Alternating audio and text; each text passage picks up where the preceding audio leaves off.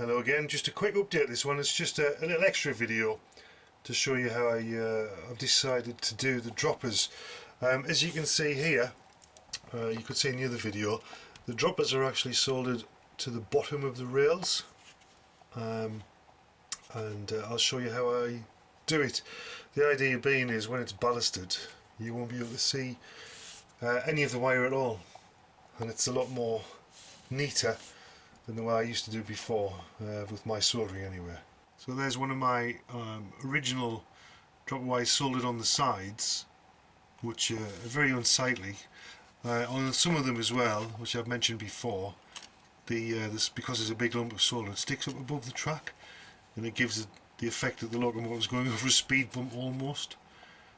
So hopefully this new method is going to be much neater when it eventually gets ballasted. What I've also started doing is, you can see here, is the fish plates, the joiners. I only use metal fish plates now. I only use the insulated plastic ones on the frogs of points when you have to, because what I've found is, I'm in the grate, but when you go around a corner I have a curving flexi track. They're not very rigid, they don't hold the track in place, I think, as well. So when the time comes to divide the layout into blocks, what I'll just do is I'll get my Dremel and I'll cut a break in the track between the sleepers, and I think that'll give it much more rigidity in the track.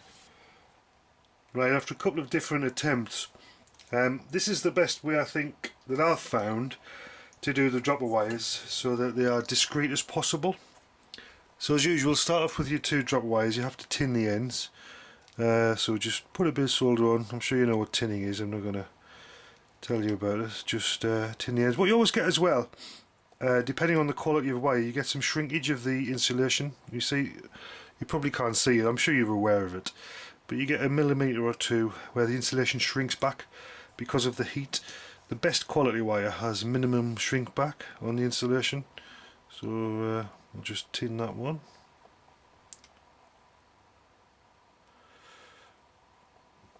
So that's the ends tinned. So what I'm going to do now, get some side cutters and cut it down.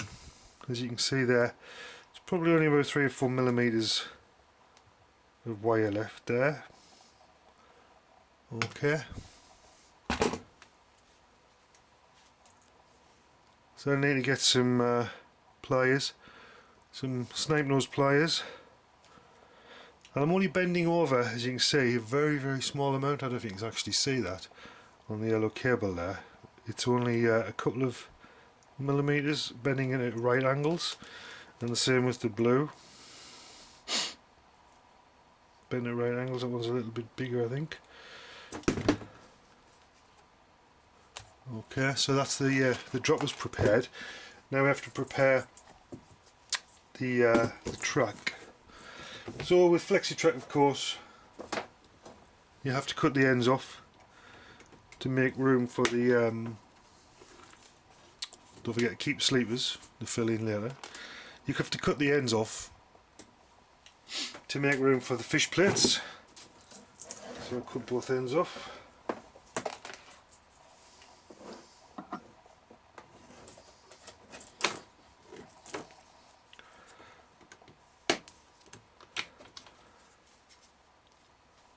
Keep the sleepers again. So what I'm going to do now, this is the end with the longest bit here. I'm going to, where roughly about here, I'm going to remove a piece of plastic, and this is where I'm going to solder the dropper wires. Good sharp knife. I don't know what knives I don't know what knives you use, but this is a Wolfcraft one and it's really excellent. The blades are so sharp, and I found an amazingly cheap website to get the blades and new knives from, which I shall put on. So what I do is I've cut the webbing between the rails, and now because it's near the end I can actually tease this open to give us a nice bit of working room. So now we have to tin the underside of the rails. We don't want too much solder on. Okay, so we put the iron on the rail, heat the rail up, put some solder on, not too much, that's enough. Put some on there, heat the rail up, okay, not too much. And then we get our droppers, okay, keeping them at right angles. Hope you can see this actually. Can you see that? You can't actually see that, can you? Might have to do it with my left hand, which would be not my preferred hand. Yeah, I think that's a bit better. So, keeping the dropper at right angles. Once again, heat the solder just enough to melt it on the rail. Put the dropper on the flat of the rail. Hold it for a second. There we go. That's that one. And same with this one. Keep it at right angles. Heat the solder.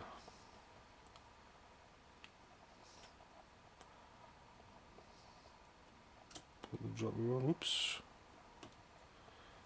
There we go.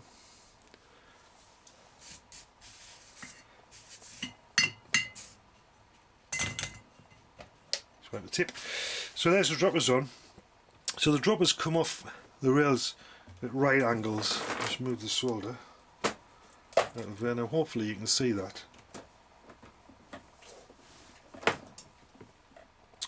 The droppers come off at right angles, and because they're very small, because we put that right angle bend in, which is only a few millimetres, if we then slide the rails back up, it's only about the width of a, well, it's the right width basically. It keeps the spacing correct between the sleepers. So there we go. And when that's ballasted, I don't think you'll be able to tell, to be honest, that there's any wires there at all.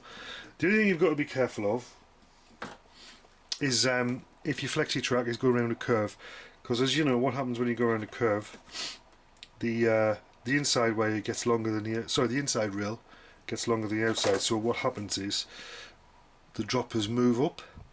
So the best way to do it in that case, I discovered, was to roughly put the flexi track in place, get a rough approximation of the curve, sorry, and then solder the wires actually on near the end, sort of beyond the sleepers, and then that takes into account any movement, any sort of lateral movement that way.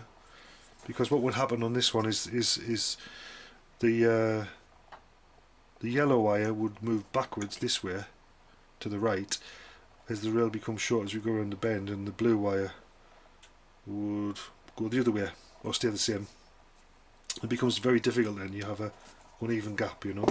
But for straight tracks, this is great, I think, for straight tracks. So all you need to do now, it does take a bit extra time to fit onto the track, is just place it on your rails and mark it with a pen where you're going to drill, and drill a slightly oversized hole.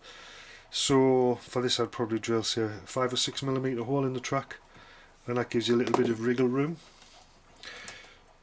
You don't have to do this, of course, it's just I think this is a bit more secure personally, and it certainly looks better. Well, looks better than some of my cack-handed attempts at soldering onto the side of the rails. Right, so here's our track with the droppers on, what I've just done. So as I said, I've drilled oversized holes for the droppers. This is like 6 millimeter holes. It gives, well, 6 millimeter hole through the power base. Once I'm through the power base, I use a smaller hole, but I don't suppose it would matter if it was 6 millimeters all the way through. So put the droppers through, and it gives a little bit of, if you see, there's where the fish plates are going to be. It gives it, where's it gone? It gives a little bit of movement, just a bit. Is it enough? I don't know. It gives a little bit of movement so that you can line things up nicely. Can you see that? Yeah. So obviously you've got to be careful that they don't touch the metal of the power base. That's the problem, isn't it? Don't think they do.